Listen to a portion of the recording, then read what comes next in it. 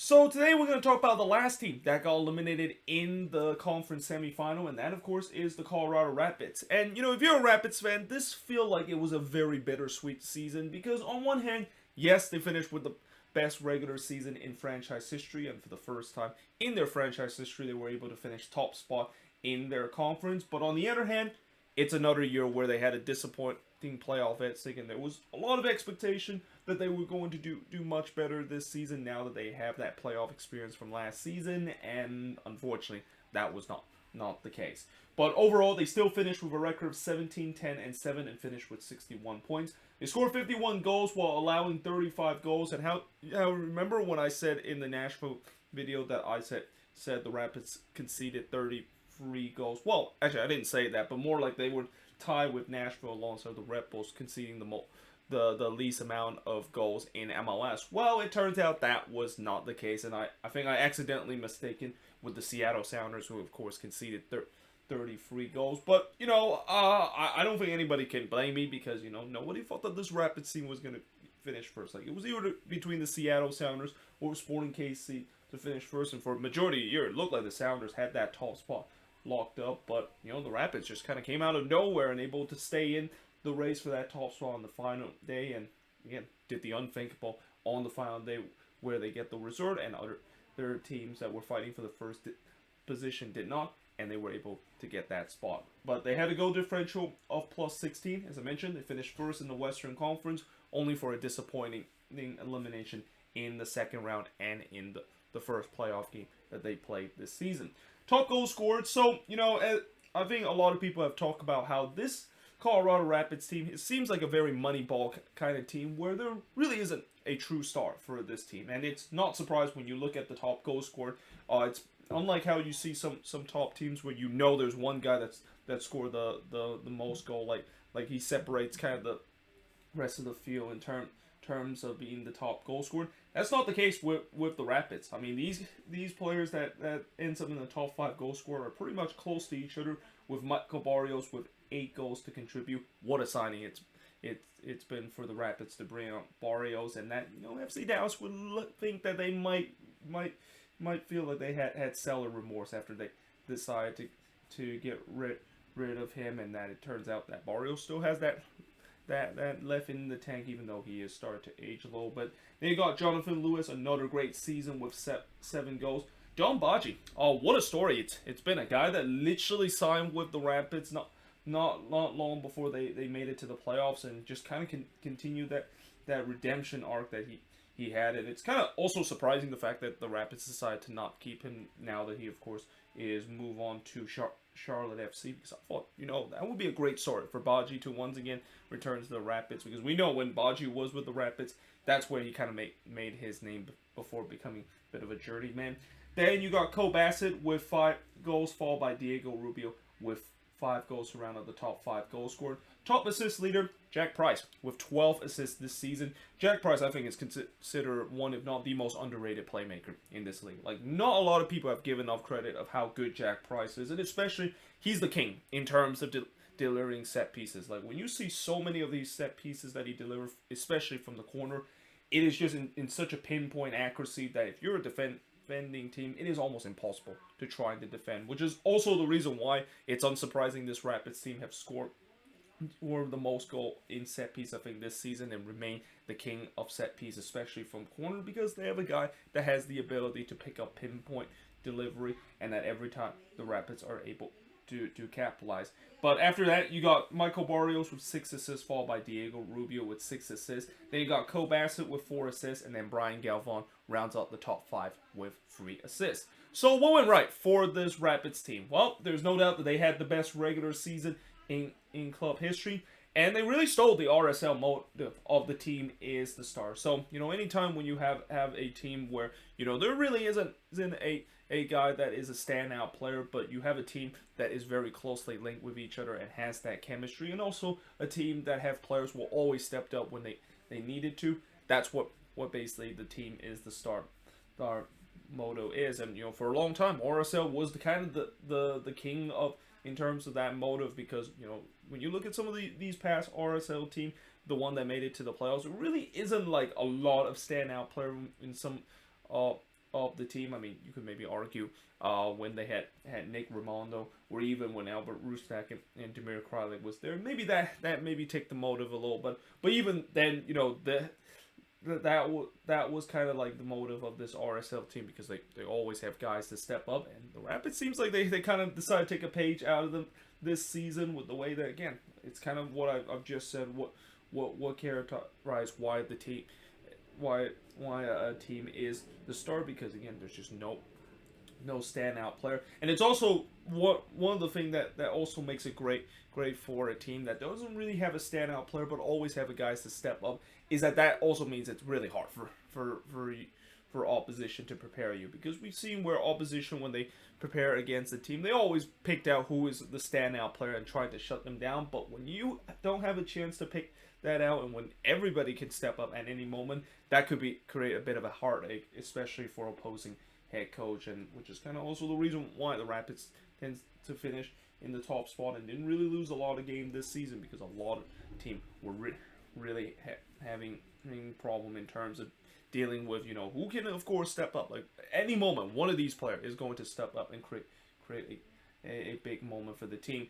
But also the reason why this team is so closely bounded and there's a lot of chemistry in this team is because of Robin Frazier. I mean, I've said before, Robin Frazier, I think he is near the top tier and the top 3 head coach in the league. And I know when he of course was signed with the Rapids back in 2019, I already knew that he was going to be a great head coach, and last season he definitely proved that by guiding the Rapids to their first playoff appearance since 2016.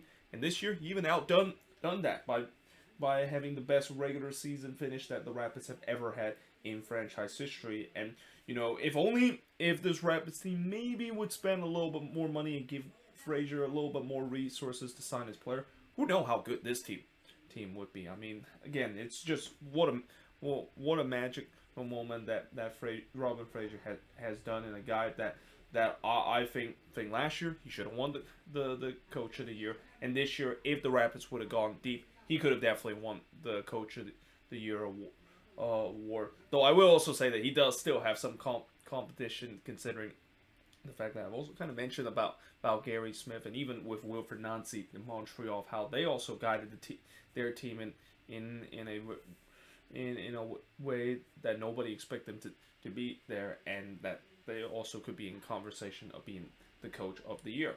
So despite all the good things, what went wrong for this Rapids team? Well, the first thing obvious that went wrong is the disappointing early playoff exit. And for a long time, I think a lot of people have said coming into the playoffs that, it's great that the Rapids have all these players that can step up in big moments. But here's the problem. In the playoffs, we've always seen time and time again where you really need to have that one player to stand out, to really step up in big moment, and that maybe when there's things isn't going right for you in the playoffs, you need that guy to step up. And unfortunately, the Rapids just don't have it, and it was kind of being exposed in that game against the Portland Timbers, where the difference between the Timbers of how they have Sebastian Blanco, of a guy that can really step up in the big moment, and then of course the Rapids kind of really don't have anybody. Like when I will also say that during that game they were doing well in the first half and was kind of outplaying the Timbers, but they just could not have that one player that they usually count on and in the regular season to kind of step up and score that crucial goal. And not to mention the fact that the Timbers are very experienced in this situation, and it's unsurprising the experience kind of paid off too. I mean, I know the Rapids were expected to do much better this season in the playoffs, but you gotta keep in mind, a lot of these players, this is only their second playoff appearance for the club, and there are not a lot of these players has a lot of experience, and when you don't have a lot of experience in the playoffs, it can be tough when you do face against teams that do have more experience and know more about the situation.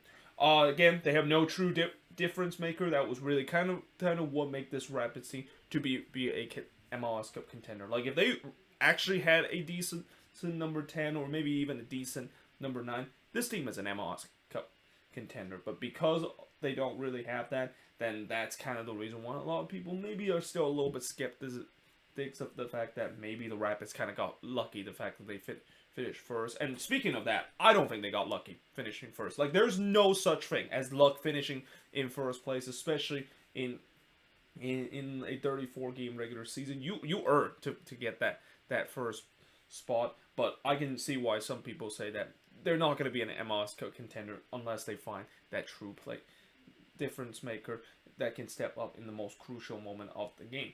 And they also did not have a lot of defining win in the regular season. So this is another thing that is kind of what's the criticism of the Rapids, especially. Some people say that they might be stat padding against some of the worst team. Yes, they were the Kings in terms of beating some bad team. Like, they pretty much win every single game when they face against a bad team. But that's kind of what you need to do in MLS. Like, you need to, of course, take care of your business.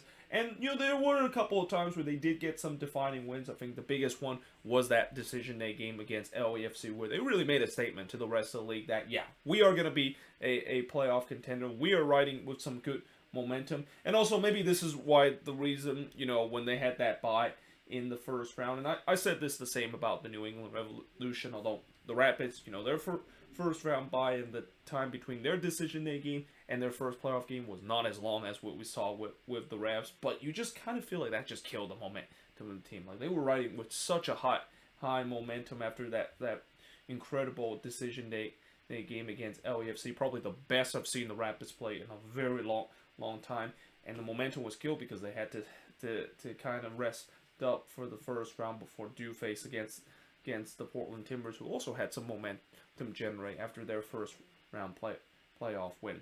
But moving forward for this Rapids team, obviously the first thing that I think is going to be interesting about this Rapids team is the Calvin Acosta situation. And I think I mentioned it in my News of the Week episode in my previous video of how, yeah, the Calvin Acosta situation definitely got a little bit ugly. But this also means that, when they decided to get Mark Anthony Kaye last year, this is really his time to shine. And again, I think the whole reason why they kind of decided to let go of Calvin Acosta is mainly because they maybe wanted to have a gentleman agreement with LAFC of how, we take one of your player. Now we're going to exchange it with one of our player. Though, again, with the whole messy situation of how Acosta is very upset that he should have gone to Europe instead of going to another MLS team, especially with him want to be on the U.S. men's national team with this being a World Cup year. I can understand why he is very frustrated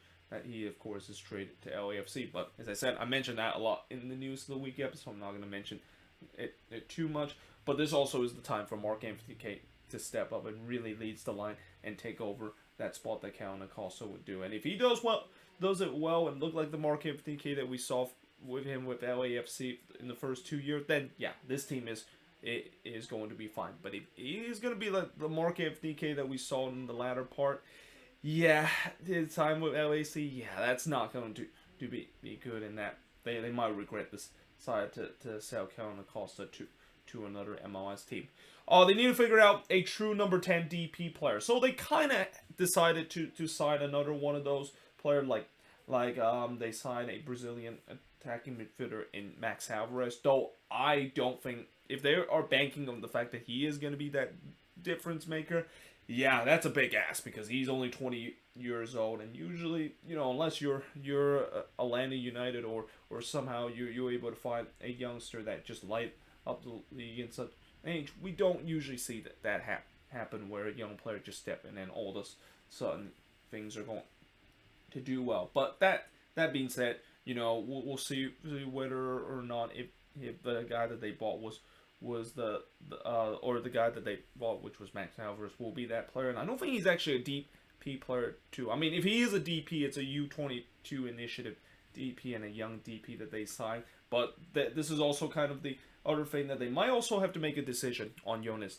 Namely. Like, Namely has definitely not lived up to what they were hoped that he was going to be when they bought him a couple years ago, and that they thought he was going to be the missing piece, and he's been battling with injuries and just haven't been really that effective. And then lastly, more smart money ball signing from this Rapids front office. I mean, we kind of saw a little bit of that continue with them getting Abubakar Keita from the Columbus Crew, another signing where it's a very typical Rapids signing of getting guys that they know is going to fit in this Rapid system, and guys that are MLS proven talent to be in the system. And we're going to kind of see more of that with this team. I mean, it's clear that this is the team that is not going to spend a lot of money, and even though Rapids fan dream that hopefully this front office can maybe spend a little bit more money and don't have to always approach this Moneyball way. If it makes them success, then why not continue? But yeah, we'll see how next season is going to look, and that not only the fact that it's also interesting to mention the fact that, you know, whether of these guys that really stepped up during this season can they of course continue heading into next season, and then continue that team is the star motive heading into next season. But either way, hope you guys enjoyed this video. If you do, make sure you guys do like, smash the subscribe button. Let me know in the comments below what do you think of this video. And yeah, hope you guys enjoy this video. Oh, also, if you're a Rapids fan, what do you think went right, went wrong, and most importantly, moving forward, how is this team gonna look heading into next year? But yeah, hope you guys enjoyed this video, and I will see you guys next time.